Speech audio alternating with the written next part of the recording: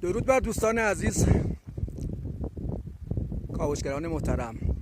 همچنان ما در منطقه شاهنشین هستیم. در اینجا برخورد کردیم به یک شاخصی. در تصویر نشون میدم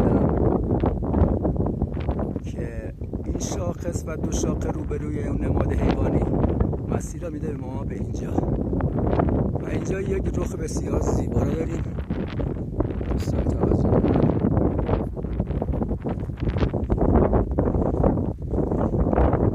خب میریم نزدیک ببینیم ما رو به کجا هدایت میکنه.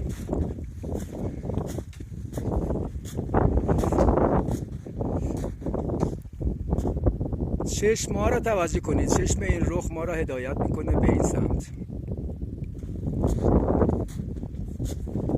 شیارها، مسیر رو ادامه میدیم.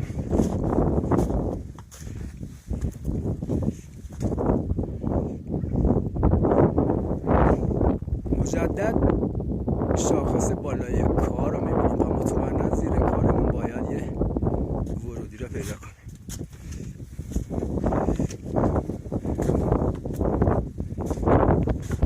نمای مجدد میگیرم از هیبت این شهر شاهنشین، رخ بسیار زیبا و ورودی که از اونجا ما را هدایت کردن.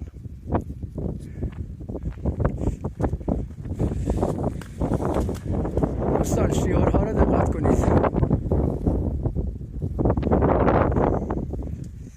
ما را هدایت میکنه به مخفی هستن. فرسایش باعث شده که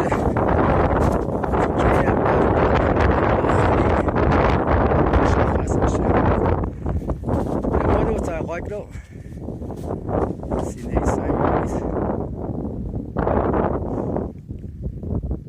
ما رو هدایت میکنه اینجا.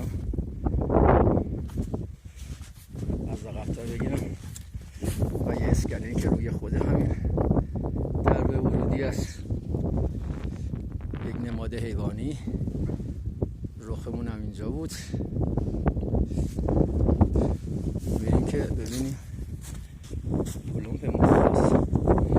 بله، اینم پلمپ بسیار زیبا. اگه مشخص باشه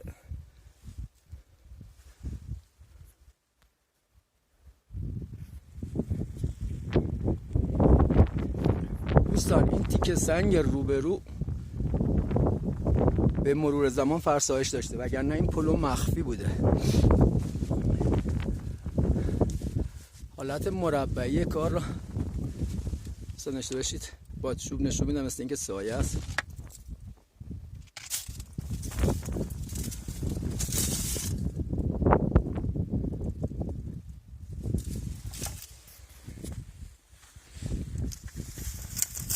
نمای اولتر شیارها، شاخص بالای کار،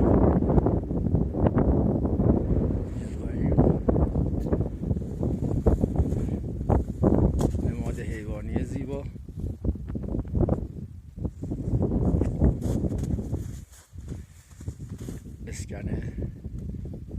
اسکن برگ و پلمپی که پشت این سنگ بوده. حالا به هر دلیلی فرسایش داشته و اینم باقی مانده درخشهای باستانی.